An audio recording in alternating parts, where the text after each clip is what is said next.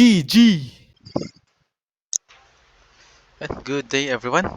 So, today again, magsasolve tayo ng isang problem which we will be applying the concepts regarding the pipes in series and pipes in parallel. So, here is your problem. The water is flowing at the rate of 300 liters per second from point A, so nandito yan, to E as shown here in the figure. Compute the flow in each pipe in liters per second and the total head loss. Assume that the friction factor is equal to 0.025 for all pipes. So, to start with this problem, so illustrated na siya, what we need to do, since this one involves the concept of pipes in series and parallel, is to determine what are the relationships or what considerations ang makikita natin sa mga pipes na to.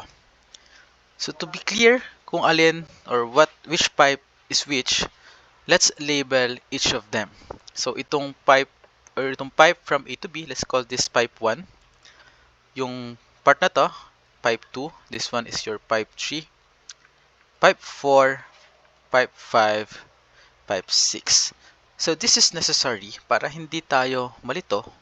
And kapag gusto nating balikan, makikita agad natin kung saan natin kukunin yung mga data. So, ayan. So, let's start by identifying yung mga relationships between these pipes. So, alam naman natin na kapag in series yung ating pipes, ang head losses nila, okay, yung sum nun is equal to the total head loss. And the discharge is equal naman all throughout the pipe. For parallel naman, okay, we know that the discharge of those two parallel, yung sum nun is equal to the discharge nung discharge dun sa pipe sa kanilang junction. And regarding naman sa head losses, para sa mga parallel pipes, yung head losses are equal.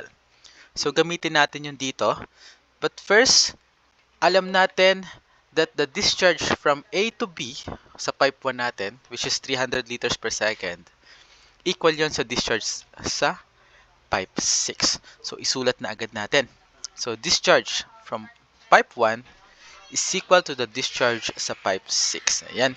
So identify muna natin yung mga relationships between the pipes in terms of discharge. Okay, discharge muna. Ano pa ba? Okay? Ano pa yung mga nasa series? Okay? Maliban sa A and sa D, wala na. Okay? Hindi natin pwedeng sabihin na yung discharge sa 1 equal sa discharge sa 2 kasi alam naman natin na may junction dito, maghihiwalay yan.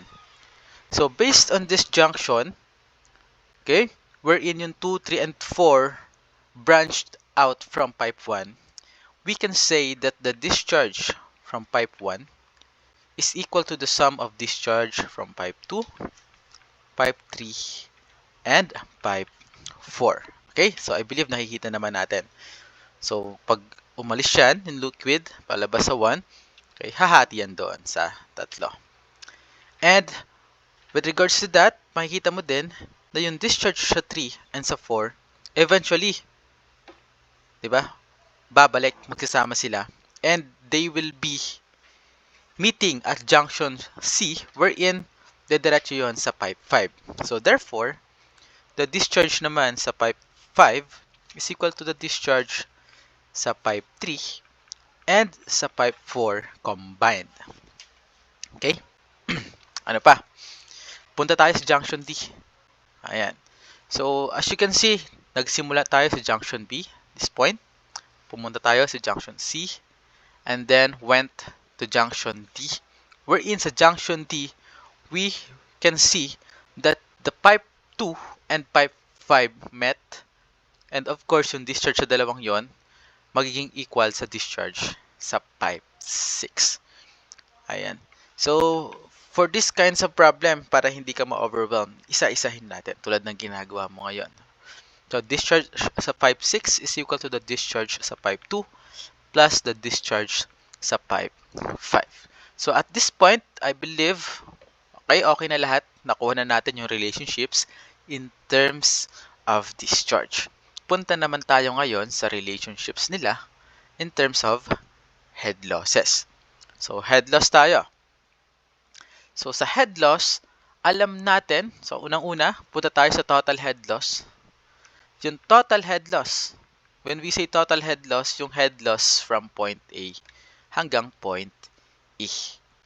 So, yung head loss from point A to point E, or yung total, okay, dulo to dulo ng pipe, is the head loss sa pipe 1 plus the head loss sa pipe 2 plus the head loss sa pipe 6.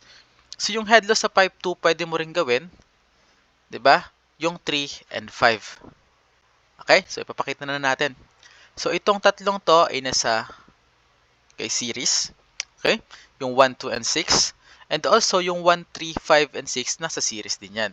The same with 1, 4, 5, 6. So, kaya lang natin pinili yung nasa taas kasi kita mo naman, 3 pipes lang to. So, mas madali siyang isolve. So, next, check natin yung mga pipes natin in parallel. So, kita mo that your pipe 2, okay, yung head loss dyan, shall be equal to the head loss from pipe 3 and pipe 5. So, paano natin nasabi? Tumingin ka dun sa mga endpoints. So, yung pipe 3 started at point B, the same with pipe 2. And then, si pipe 2 nag-end sa junction D. Okay, when we say junction, connection ha, yung pinagmimit na mga pipes. Doon naman nag-end si pipe 5. So, we can say that the head loss from pipe 2 equal yan sa head loss sa 3 and 5. Parang nasa parallel itong pipe na to and yung pipe na to diretso. Okay? So, ilagay na natin. The head loss sa pipe 2 is equal to the head loss sa pipe 3 plus the head loss sa pipe 5. Yan. Ano pa? Okay? You can also see that the pipe 3 and pipe 4, they are in parallel as well. So, therefore, the head loss at pipe 3 equal yan sa head loss sa pipe 4. Okay? Ano pa? So, check pa natin. Baka mayroon pa tayong nakalimutan. Okay? So, wala na.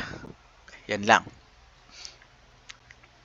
So, with that being said, since kompleto na yung ating mga considerations with regards to the head losses, ang next step mo dito ay kunin na muna yung mga head losses or the individual head losses ng mga pipes natin. Because for now, hindi pa natin kayang hanapin yung mga discharge. So, maliban sa pipe 1 and pipe 6, which is may binigay na discharge dyan na 300, the rest, wala pa. So, hindi pa natin kayang isolve yun. So, pwede muna natin kunin yung head loss. And kahit anong yung Q, so what we will be doing is to solve for the head loss. Wherein, hayaan lang natin yung Q as an unknown. So, hayaan natin siyang naka-variable form. And later on, hahanapin natin ng relationships yung mga variable na yon para ma-solve yung Q. Okay? So, unahin natin yung Q1. Kasi alam naman na natin yan. Diba Q1 is 0.3. Okay, 300 liters. And that is also equal to Q sub 6. Okay, next. Punta naman tayo sa mga head losses. Head losses or head loss natin sa pipe 1. So, head loss sa pipe 1 is equal to 0.0826 FLQ squared over D raised to 5. 0.0826. F is 0.025. L is 300. And Q is si Q. Wala. So, hayaan muna natin. Q sub 1. Q sub 1, which is given 0.3. So, mayroon pala. 0.3. 0.3 squared over the diameter of pipe 1, which is 450, or 0.45 raised to 5. So this one is equal to 0.0826, 0.025 times 300 times 0.3 squared over 0.45 raised to 5. 3.02. 3.0215 meters. Next, punta naman tayo sa head loss 2. Head loss 2. Head loss sa pipe 2. So 0.0826 times F 0.025 times the length, which is pipe 2 1 5. 1.5, and the discharge is unknown, so hayaan natin. Q sub 2 squared over the diameter, which is 300 mm. 0.3 raised to 5. So 0.0826, F is 0.025, L is 1.5 over 0.3 raised to 5. So ang gagawin natin is to isolate. And so tulad ng ginawa natin last time, itong numbers na to, kunin natin yung numerical value niyan. So ititira natin si Q. So ang purpose lang naman yan is para hindi messy yung solution. Kasi medyo mahaba-haba yan. So 1274.69 Q sub 2 is squared. So kinuha lang natin yung equivalent value nitong mga data na yan. So mas maganda yung 1274 store mo. This 1274 store natin sa letter A na lang. Letter A. Letter A. Kasi gagamitin mo pa yan mamaya. Naka-store sa letter A yan. Punta tayo sa head loss ng pipe 3. Head loss ng pipe 3. So this one. So 0.0826. 0.025. Ang length naman natin ay 600. Ang Q sub 3 squared over the diameter ni pipe 3, which is 250. 0.25 raised to 5. So this is equal to 0.0826 times 600 over 0.25 raised to 5. 1268.736 Q sub 3 squared. So itong 1268, store mo sa B. Mas maganda. Next, punta naman tayo sa head loss ni pipe 4. So head loss ni pipe 4, ito yon. Ang gagamitin nating length is 600. Diameter is 200. So hindi meters yun Okay? mm yan, mm. Mag-mm tayo, mm.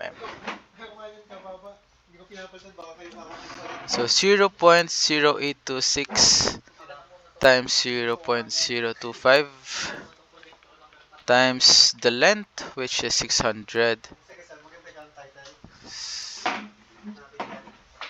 600 times Q sub 4 squared over the diameter, 0.2 raised to 5.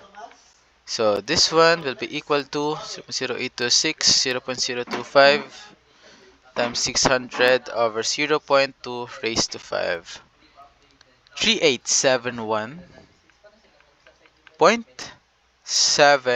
875. 875 Q sub 4 squared. Store natin yan sa C. Okay? Next, head loss sa pipe 5 tayo. Head loss sa 5. Saan yan? Ito. Okay, 600 meters, 300 mm. So 0.0826, 0.025, 600. Q sub 4 is Q sub 5 na pala. Q sub 5 squared over 0.3. Tama ba? 300 mm. Yes. Raised to 5. So, may lalabas dyan. 0.0826 times 0.025 times 600 over 0.3 raised to 5. So, that is 509.5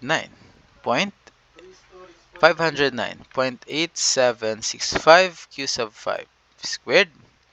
Store natin to sa D. Okay. Last, part 6 or head loss of 0.56. 0.0826 times 0.025. The length is 400, diameter is 450 mm. 400 q sub 6 squared 45 is to 5. Yan. 0.0826 times 0.025 45 raised to 5. So, 0.3. So, may value na nga pala tayo na Q6. Lagyan na natin. 0.3. 4.02865 Q raised to 6 meters.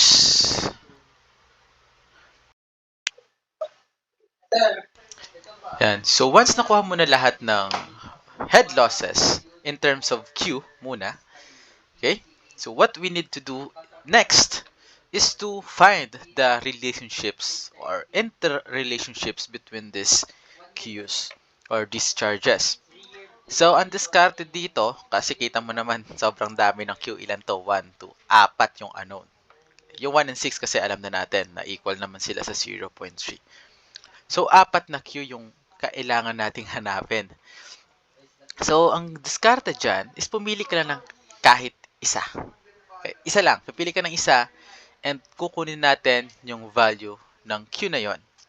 So, the thing is, all other Q, hahanapin natin kung gaano sila related dun sa isang Q na napili mo using this equation. And yung discharge, tapos yung head loss. So, kukunin natin yung relationship nila with regards to those parameters.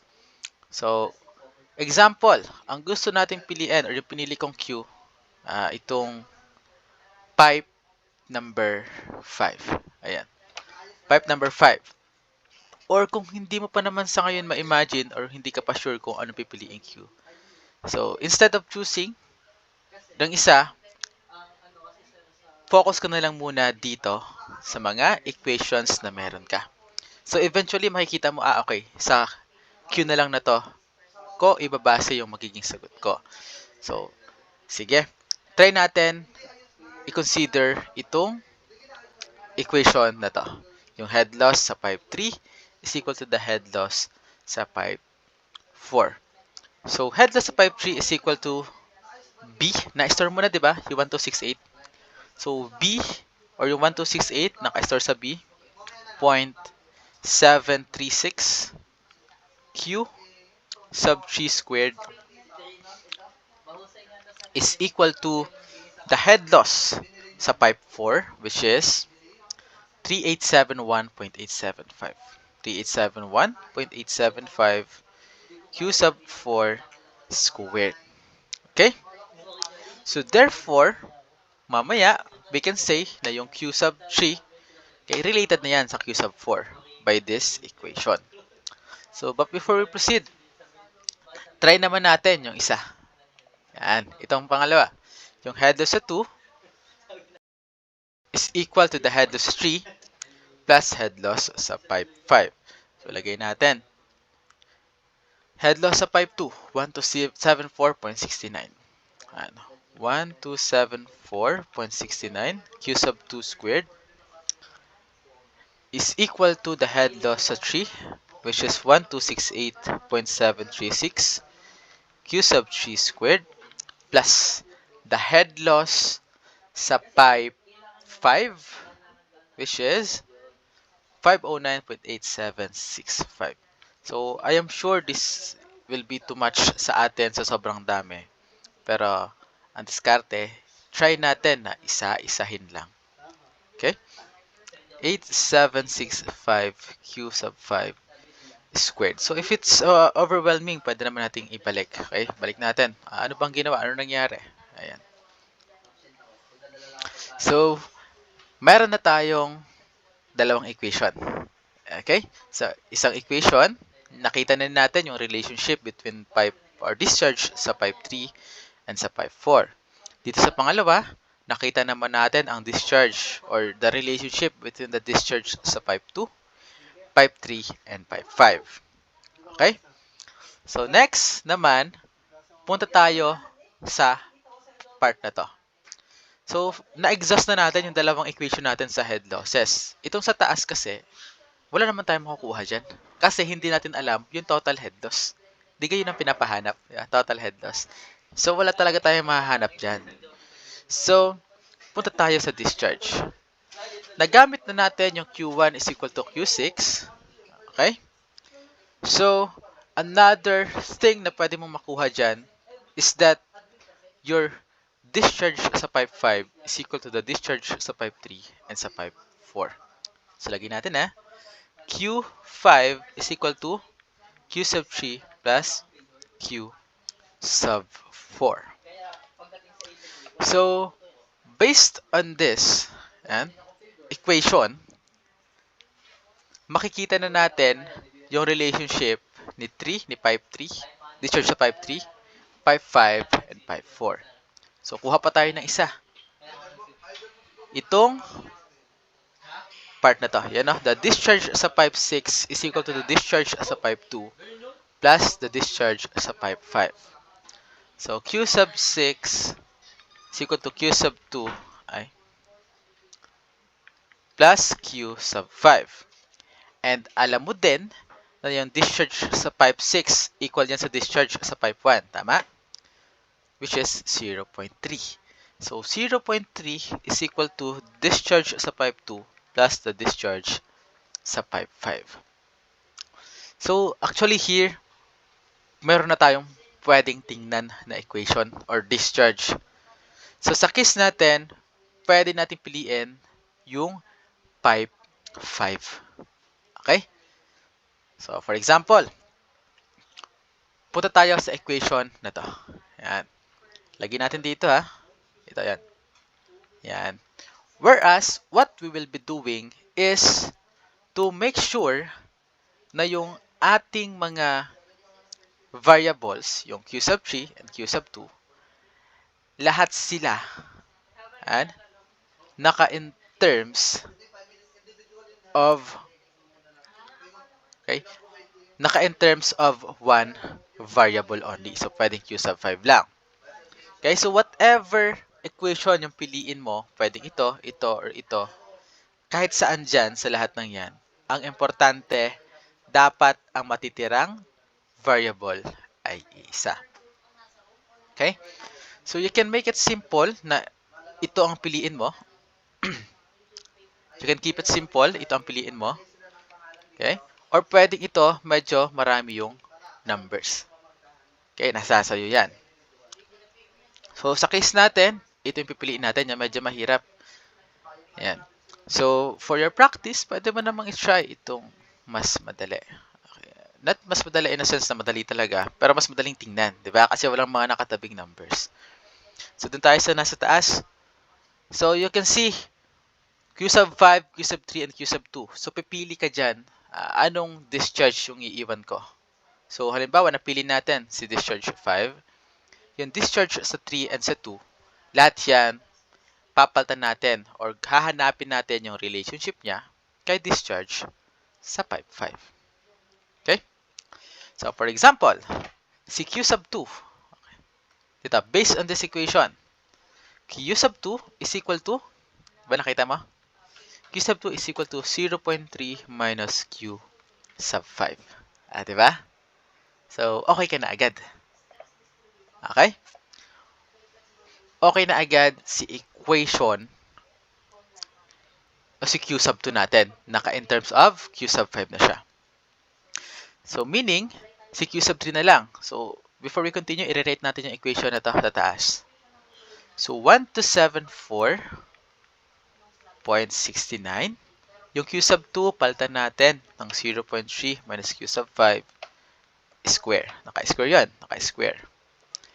Equal siya sa 1268.736 Q sub 3 squared plus 509.9 8765 q sub 2 squared.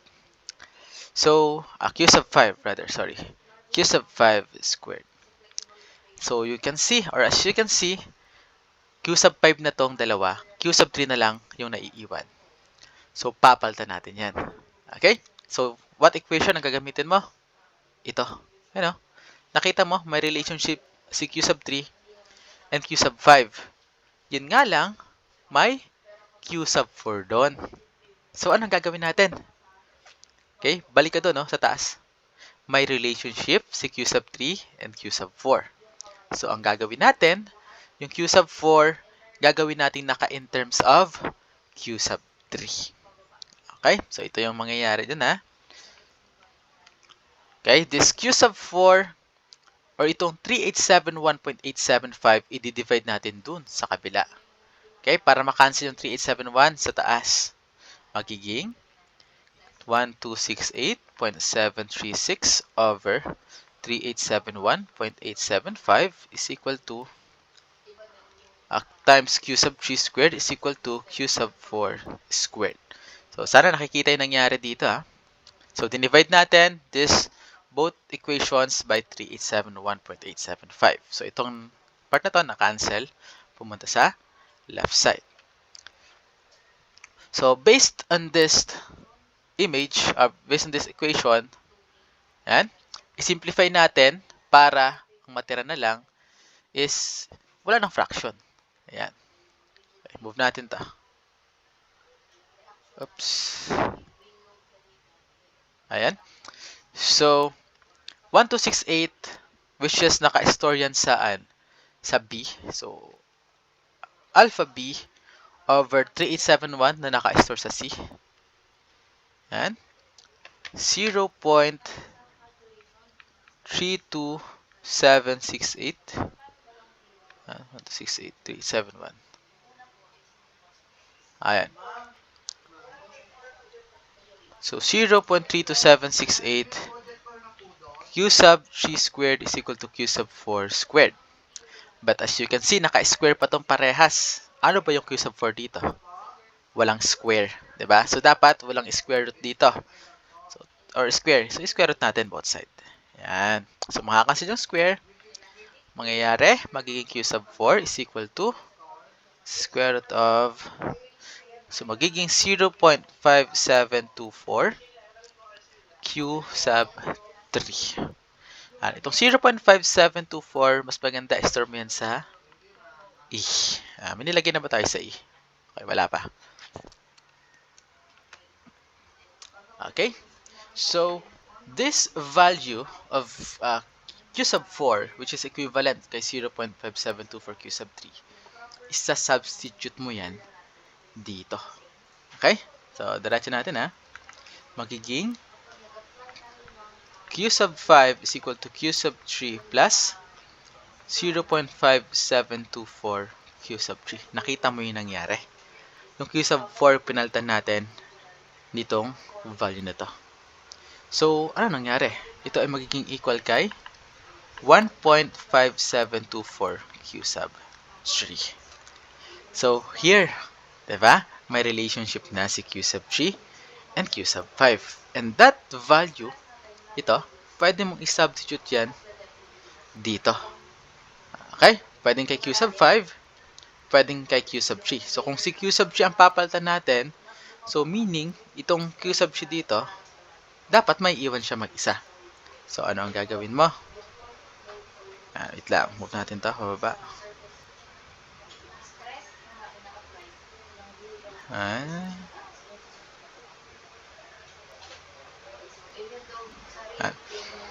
So, ang gagawin natin, okay, i-divide natin yung 1.5724 both side. So, magiging q sub 5 is equal to 1.5724 q sub 3. Multiply natin both side by 1 over 1.5724. So, this will become q sub 3 is equal to q sub 5 over 1.5724. So, at this point, pwede na nating i-substitute yung value na to dito. Ayan. 1. Okay, rewrite natin. 1274.69. 0.3 minus q sub 5 squared is equal to 1268.736. Q sub 3, which is equivalent to q sub 5 over 1.5724 squared plus 509.8765 q sub 5 squared. So here, pwede ka mag-shift solve, makukuha mo dyan si q sub 5. So yung 1249 or 1274 naka-store sa A. So alpha A, okay, alpha A 0.3 minus q sub 5 squared equal to 1268. So 1268 sa naka-store sa B. Alpha B times yung q sub 5x over yung 1.5724 is basically 1. Diba? 1 plus yung 0.5724 na naka-store sa E. So 1 plus 0.5724. 1 plus E. Naka-store sa E yung 0.5724. Square. Huwag kalilimutan ng square. Plus 509 naka-store sa D. So alpha D. Alpha D. Alpha D. Times q sub 5x squared. So shift solve. Solve na natin si x. So q sub 5 is 0.158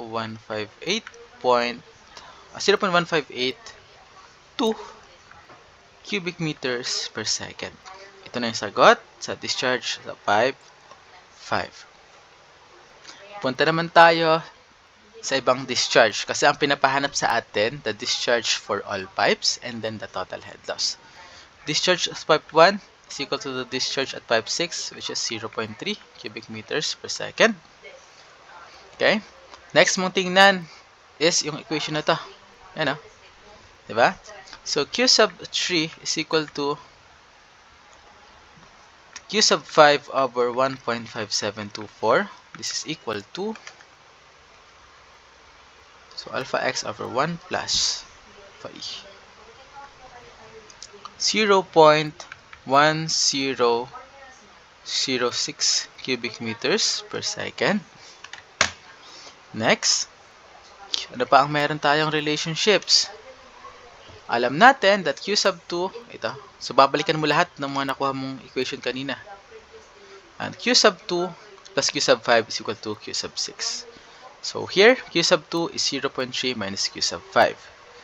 So, q sub 2 is equal to 0.3 minus q sub 5. So, this is equal to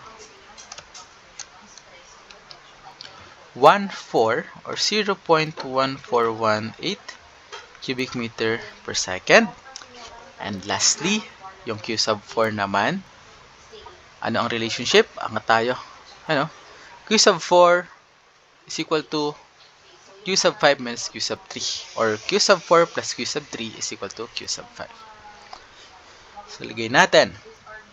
Q sub 5 is equal to q sub 3 plus q sub 4. So, q sub 4 is equal to q sub 5 minus q sub 3.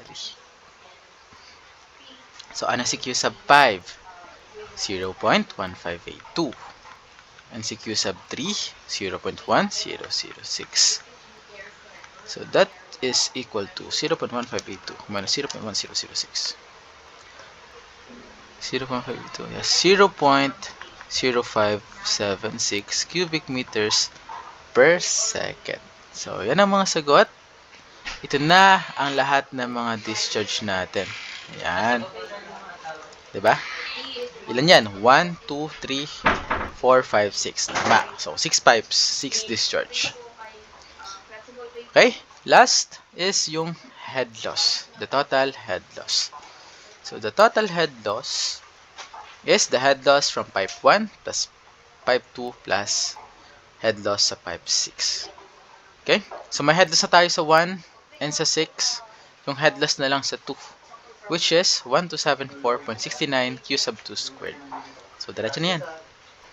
Head loss total is equal to head loss sa 1, diretso na ha, 3.0215 plus head loss sa pipe 6, 4.02865, plus head loss sa pipe 2, 1274.69. 0.69 q sub 2 squared, which is 0.1418. 1418 squared. So the total head loss is equal to 3.0215 plus 4.02865 plus 1274 naka-store siya sa saan? Sa A. Alpha A times 0.1418 squared. So 32.68 meters. So that is your final answer. Okay? So balikan natin ng konting recap. So sa pagkuha ng discharge dito, what you first have to know or to do is to lagyan mo muna ng mga label yung pipes. Okay? So personal preference yan para iwas dito. And then find the relationships between these pipes in terms of discharge and head loss. So may mabubuo ka dyang mga equations. And then the easy way is to find the head loss as the next step. And since wala pang Q, ilagay mo lang muna sila lahat in terms of Q. And yung pag-store ng value that is suggested, syempre, para hindi tayo nalilito or walang rounding off, kumbaga. And then, after nyan, makuha mo na lahat ng head loss, naka in terms of Q. Okay? Start ka na mag-plug ng mga values. So, using this equations, yan, paltan mo na yan, lahat yan naka in terms of Q. Tapos, gamitin mo rin ito. So, titingnan mo yung mga relationships between this discharge. So, like what we did. And pipili ka lang nung isa na kung saan from that discharge, dun mo na isa-solve yung discharge nung ibang pipes. So, sa atin, yung Q sub 5 ang kinuha natin. So, from Q sub 5, kita mo naman, sunod-sunod na, di ba? Ayan. And lastly, makukuha mo na si total head loss. So, that's it. Okay, for more questions, do not hesitate to ask and comment. So, thank you so much. Okay, so now let's go answering this next item, our last problem for this topic. So what we have here is says the total head loss from A to E. So nasaan yun? So from A hanggang dun sa E. In the figure is 15 meters. So may total head loss ka. Find the discharge in each pipe. So Q, lahat ng Q sa mga pipes na yan. So 5 pipes yung kukunin natin. And assume natin that your friction factor 0.02 para sa lahat ng pipes. So with that, we are sure na ang gagamitin mo dito ay Darcy-Weisbach formula. So the next step you have to do here is to find yung mga relationships between the pipes. Okay? In what way? Kung ano ba yung relationship nila with regards dun sa pagiging parallel or series nila. Okay? Pag may nakita kang ganitong setup, okay?